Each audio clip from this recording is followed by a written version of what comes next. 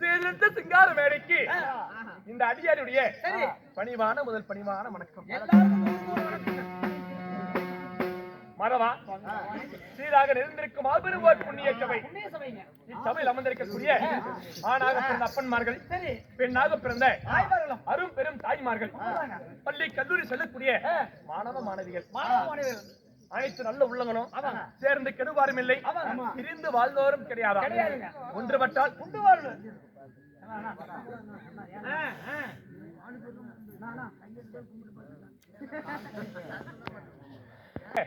கரணிய வடிவமான கள்ளமும் கவனமும் அறியாத வெள்ளை உளம் படைத்த ஆணாக பிறந்த அப்பன்மார்கள், பெண்ணாக பிறந்த அரும் பெரும் தாய்மார்கள், அனைத்து நல்ல உள்ளங்களும் சேர்ந்து கெடுவாருமேலே பிரிந்து வாழ்ந்தோரும் கிடையாதா? ஒன்றுமட்டால் உண்டு வாழ்வே, கூடி வாழ்ந்தால் கோடி நன்மை என்று சொல்லக்கூடிய பழமொழி கூறிட்டு நம்ம எல்லாம் வாழ வைக்கும் நடவாடும் தெய்வங்கள். உண்மை. இந்த தெய்வங்கள் எல்லாம் இல்லைன்னா நம்ம கூத்தாட முடியாது. நம்மை வாழ வைக்கும் தெய்வங்களாகப்பட்ட ரசிக பொதுமக்கள் ஒற்றுமையாக சேர்ந்து இந்த ஒரு தெருக்கூத்தை அரங்கேற்றம் செய்கிறார்கள். தெருக்கூத்தை அரங்கேற்றம் செய்த நல்ல உள்ளங்களுக்கு நம்முடைய கலைவாணி நாடக சபா வாத்தியாராகப்பட்ட செங்கோடன் வாத்தியார் கலைக்குழுவின் சார்பாகவும், மாப்பிள்ளையாகப்பட்ட தனுஷ் கலைக்குழுவின் சார்பாக வருகை தந்த நல்ல உள்ளங்களுக்கு இந்த ஏழை சிறுவனுடைய முத்தாய்ப்பாடு முதல் பணிவான வணக்கம்.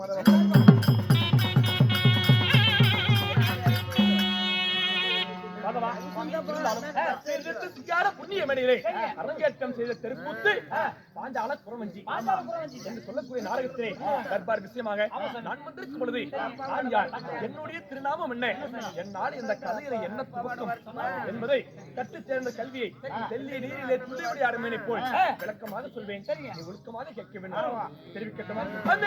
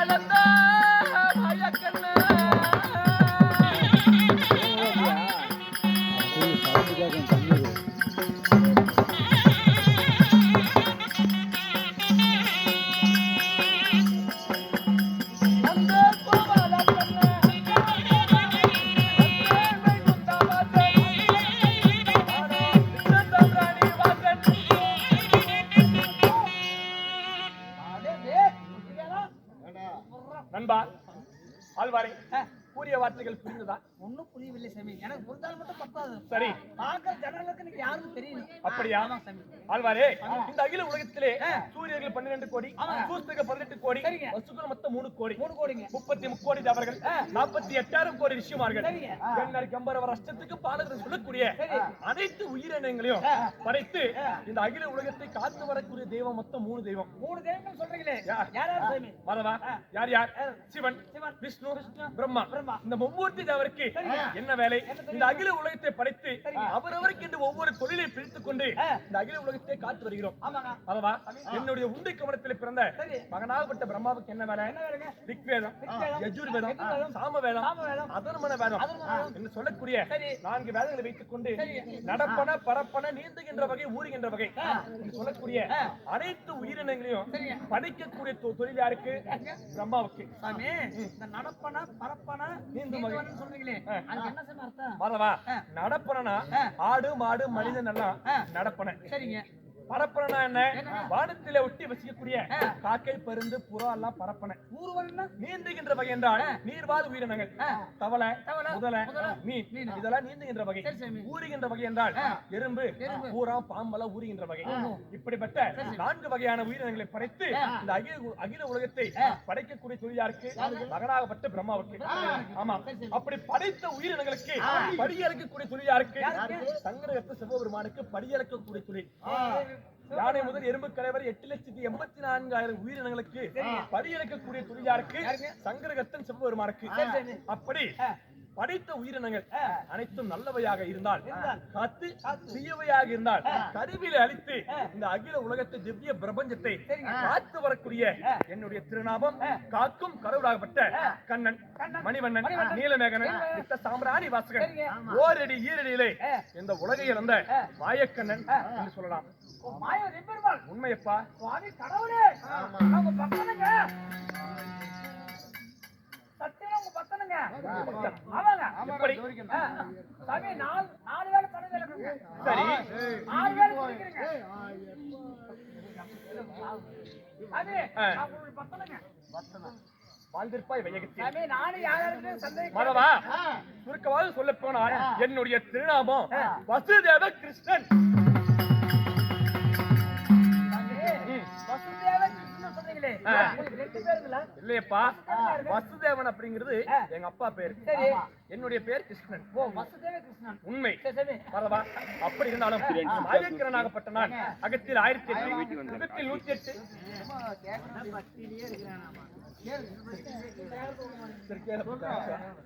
சொல்லு சொல்லு சொல்லு. என்னப்பா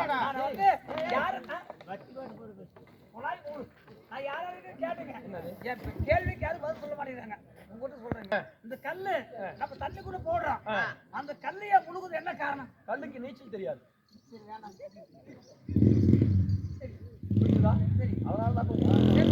அப்படி மரவா அகத்தில் 1008, யுகத்தில் 108, தத்தவதாரம் 10. 10 அவதாரம். சரி, எந்தெந்த யுகத்திலே என்னென்ன அவதாரம் எடுத்து யார் யாரை கொண்டு படித்தேன், இதற்காக இந்த அவதாரம் எடுத்தேன் தெரிவிக்கின்றோம்.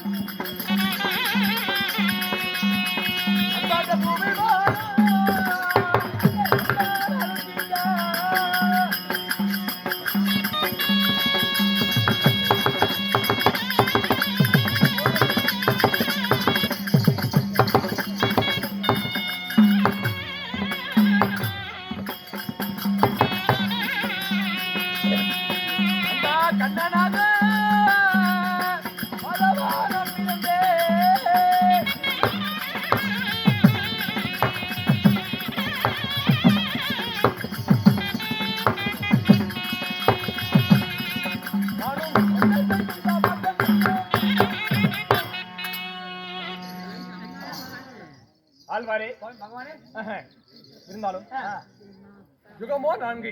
4 யுகம் சொன்னீங்களே, என்ன யுகம்? கிரேதா, கிரேதா, கிரேதா, கிரேதா, துபா, கிரேதா கிரேதா திரேதா கிரேதா துபாபரி துபாபுரி கலியுகம் கலியுகம் உண்மை மறவா கிரேதா யுகத்துல 6 அவதாரம் 6 அவதாரம் உண்மை சரிங்க என்னென்ன அவதாரம் என்ன அவதாரம் எடுத்தீங்க முதல் அவதாரம் மச்சம் என்று சொல்லக்கூடிய மீன் அவதாரம் சாமி சின்ன சொன்னா தப்பா நினைக்க கேளு கேளுப்பா கேளு பயமா இருக்கு ஏப்பா என்ன கேள்வி கேளு சாமி இந்த மச்சம் என்றால் என்ன இந்த மச்ச அவதாரம் எதுக்காக எடுத்தீங்க என்ன காரணம் மறவா மச்சம் என்றால் என்ன மச்சம் என்றால் மீன் மீன் ஆமா சரிங்க அந்த மீன் அவதாரம் எதற்காக என்ன காரணம் பிரம்மாவுடைய 4 வேதங்களை தேடிக்கொண்டு ஆள் கருங்கடல்ல போய் ஒளி வச்சான் யார் அந்த சோம்புகாசுரன் சோமுகாசுரன் அந்த சோம்புகாசுரன் எப்படிப்பட்ட வரம் வாங்கியிருக்கிறான் கத்தியால சாவில்ல ஈட்டியால சாவில்ல வீட்டுல சாவில்ல நாட்டுல சாவில்ல ஆடு மாடு மனிதன் சொல்லக்கூடிய எந்த ஒரு உயிரினத்தாலும் சாவில்ல ஆனால் ஒரே ஒரு உயிரினத்தால தான் சாவு எந்த ஒரு உயிரினம் இரவிலும் தூங்காமல் பகலிலும் தூங்காமல் எந்த ஒரு உயிரினம் தன்னுடைய ஆயுட்காலம் முழுவதும் தூங்காமல் இருக்குதோ அந்த உயிரினத்தால சாவுன்னு வரம் வாங்கி இருக்கிறான் அந்த சோமுகாசுரன் உண்மை சரிங்க மறவா எந்த ஒரு உயிரினமாவது இரவிலும் தூங்காமல் பகலிலும் தூங்காமல் இருக்குதா சாமி எனக்கு கேக்குறீங்க எனக்கு தெரியல தெரியுமா என் பாட்டியே நேத்து முன்னாடி முழுசா 2 நாள் தூங்கி ஆமாடா கட்டோட கழிஞ்சிட்டு அதுலப்பா இரவிலும் தூங்காமல் பகலிலும் தூங்காம இருக்கக்கூடிய ஒரே ஒரு உயிரினம் மீன் மட்டும்தான் நல்லா மாட்டிட்டாரு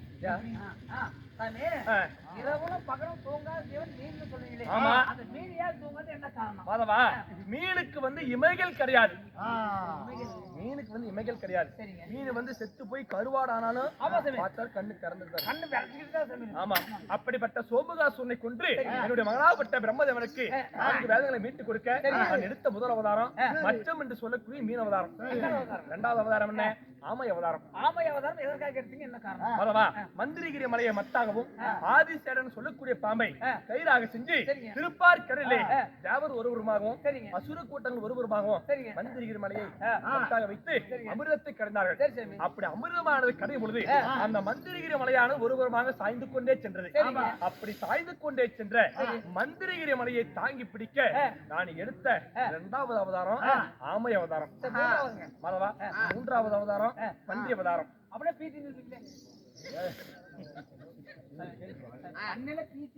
மறவா நாயா பிறந்தா நாயா பிறந்தா உழைக்கணும் பிச்சைக்காரனா வந்துட்டோம்னா பிச்சை எடுக்கணும் அது போல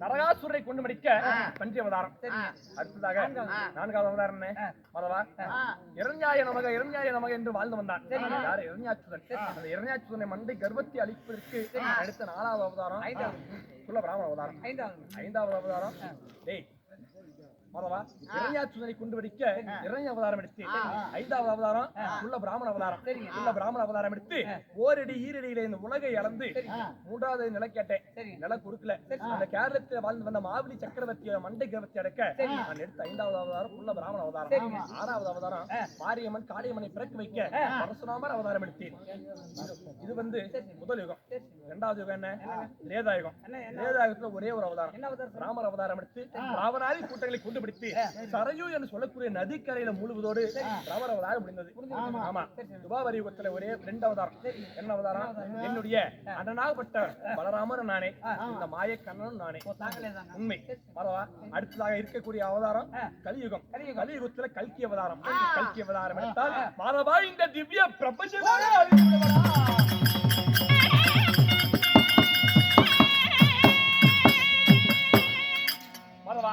இருந்தாலுமே இந்த யுகத்திலே 10 அவதாரம் எடுத்தனவா எந்தெந்த யுகத்துல ஒவ்வொரு யுகத்துல ஒவ்வொரு அவதாரம் எடுத்து விட்டு ஒவ்வொருவை கொண்டு பிடித்தேன் இருந்தாலும் இந்த யுகத்துல நான் நரநாராயணாக பிறக்க காரணம் என்ன இந்த கண்ணன் அவதாரருடைய காரணம் என்ன தெரிவிக்கட்டுமா அந்த பூமி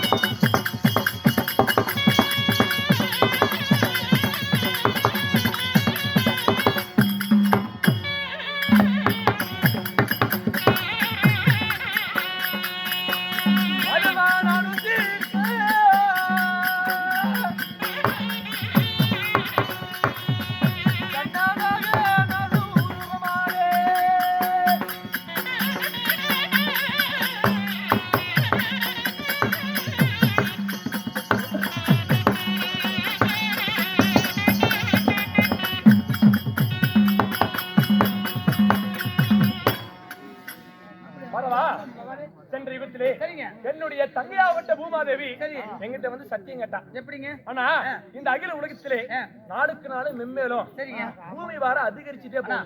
ஏனா இந்த அகில உலகத்தில் நாளுக்கு நாள் மென்மேலும் பூமி பாரம் வந்து அதிகரிச்சுட்டே போகுது. அந்த பூமி பாரத்தை என்னால தாங்க முடியலன்னா நீங்கதான் பூமி பாரத்தை குறைக்கணும் அப்படின்னு சொல்லி என்னுடைய தங்கையாகப்பட்ட பூமாதேவி என்கிட்ட சத்தியம் கேட்டா. கவலைப்படாதமா, அடுத்த யுகத்திலே நான் நர நாராயணாக நான் பிறப்பேன், அப்பொழுது உன்னுடைய பூமி பாரத்தை குறைக்கிறேன் என்று என்னுடைய தங்கச்சிட்டு சத்தியம் பண்ணிட்டேன். ஆமா, சத்தியம் பண்ணிட்டேன்ல, சத்தியத்தை காப்பாற்றணும்ல. அந்த சத்தியத்தை காப்பாற்றுவதற்கு நான் என்ன செய்தேன் மறவா? சென்ற யுகத்திலே எனக்கு துன்முகன் என்று ஒரு எதிரி இருந்தான். உண்மை. அந்த துன்முகன் என்ன பண்ணேன்? அஸ்திராபுரத்து வேதனாகப்பட்ட யார்? அந்த துரியோதனாக பிறக்க வைத்தேன். ஆமா, அந்த துன்மந்திரிமார்கள் சரியாக 99 பேர். சரியா? அந்த துர்மந்திரிமார்கள் 99 பேரை என்ன பண்ணேன்? அஸ்திராபுரத்து வேதனாக துரியனுடைய தம்பிமார்களை பிறக்க வச்சேன். அப்படி பிறக்க வச்சா பூமி பாரம் குறைஞ்சிருமா? குறையவே குறையாது. அந்த சனி பகவானை வந்து ஜகுனியா மாத்தி அந்த துரியோதன பக்கம் தள்ளி வச்சேன். ஆமா, அப்பயாவது பூமி பாரம் குறையுமா? குறையாது. சிவனுக்கு மொத்தம் 5 தலை. 5 தலை என்ன பண்ணேன்? 5 பாண்டவர்கள். யார் யார்? தருமர், பீமன், அர்ஜுனன், நகுலன், சகாதேவன் சொல்லக்கூடிய 5 பாண்டவர்களா பிறக்க வச்சேன். பிறக்க வச்சு அவர்கள் பக்கம் நான் சகாயனாக சாய்ந்து விட்டேன். ஆமா, அப்படி சாய்ந்தா மட்டும் போதுமா? பூமி பாரம் தெரியாது. மதவா, இந்த அகில உலகத்தில் இருப்பது மொத்தம் 18 அக்ரோணி சேனை. அக்ரோணினா என்ன இருக்கும்?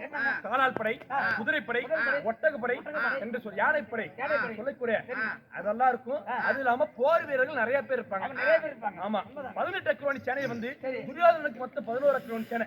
அஸ்திராபுரத்து வேந்தராக 5 பாண்டவருக்கு மொத்தம் 7 அக்ரோணி சேனை. மொத்தம் 18 அக்ரோணி சேனை. அந்த 18 அக்ரோணி சேனையை குறைச்சா மட்டும் தான் இந்த பூமி பாரம் குறையும். குறையுங்க. ஆமா, அதுக்கு என்ன பண்ணேன் மறவா? 5 பாண்டவருக்கும் அஸ்திராபுரத்து வேந்தனாகப்பட்ட துரியோதனுக்கும் 16 வயதிலே பகை ஏற்பட்டது. அழியக்கூடிய மண்ணுக்காக, நாட்டுக்காக, சொத்துக்காக, சுகத்துக்காக இருவருக்குமே பகை ஏற்பட்டது. விதையை வந்து நான் ஊனிட்டேன்.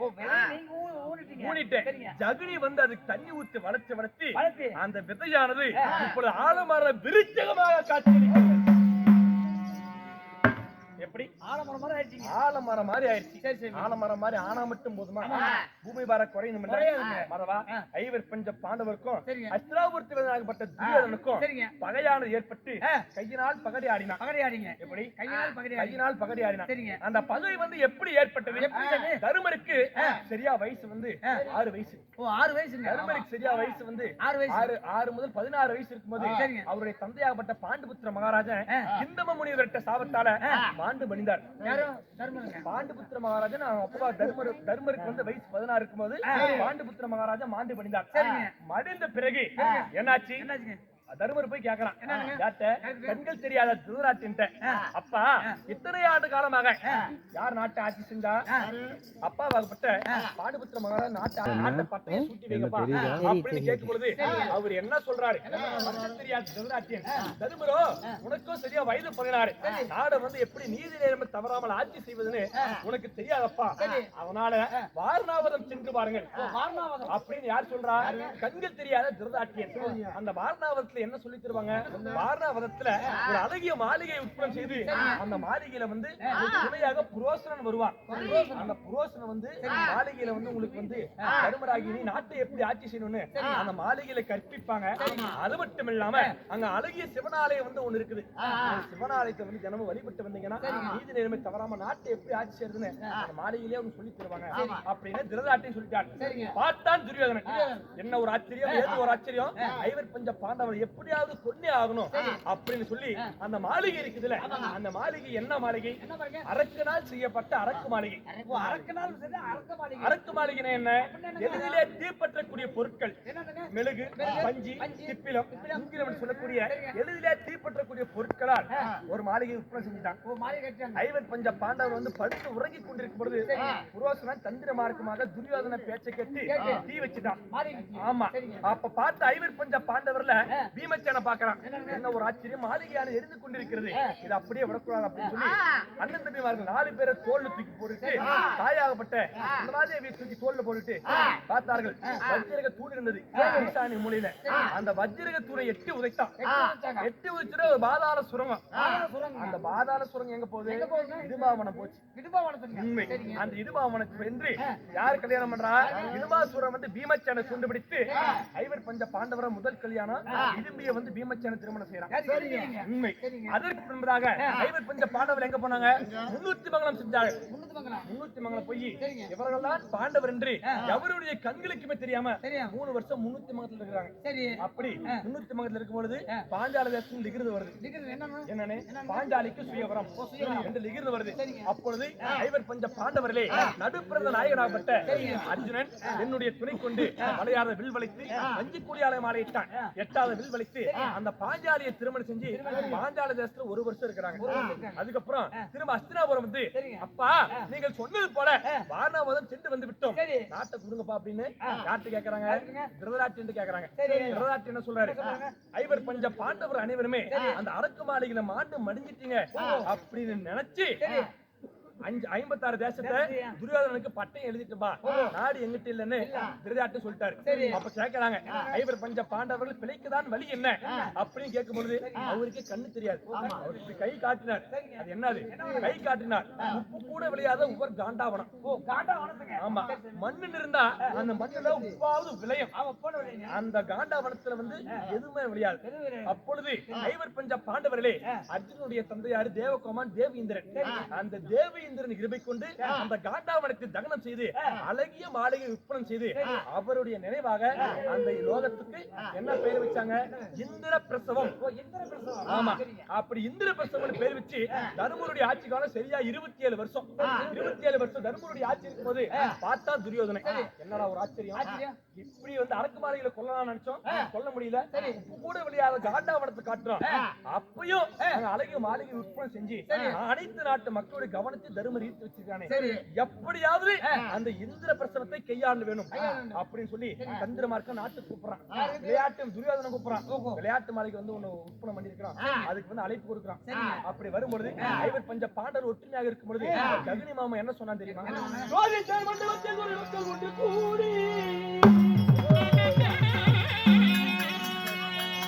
நூதனமாய் செய்து நுட்பமாய் அலங்கரித்து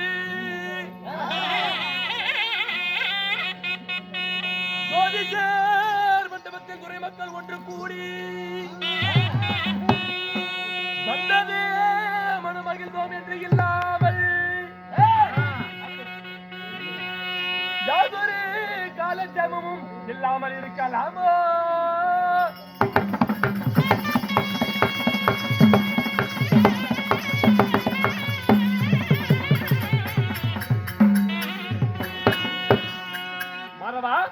நூதனமாய் செய்த நுட்பமாய் அலங்கரித்து ஜோதிசேர் மண்டபத்தில் துறை மக்கள் எல்லாம் ஒன்னா இருக்கும்போது அந்த மண்டபத்தில் 56 தேச மன்னரும் ஒன்னா இருக்கும்போது எந்த ஒரு கால சமமும் இல்லாம இருக்கலாமா அப்படின்னு ஜகுனி சொல்லும் பொழுது ஆயக்கலைகள் 64 அது 55வது கடையாகப்பட்ட பகழி என்று சொல்லக்கூடிய விளையாட்டுல தருமருக்கு சின்னஞ்சிறு வயசுல இருந்தே வாசை.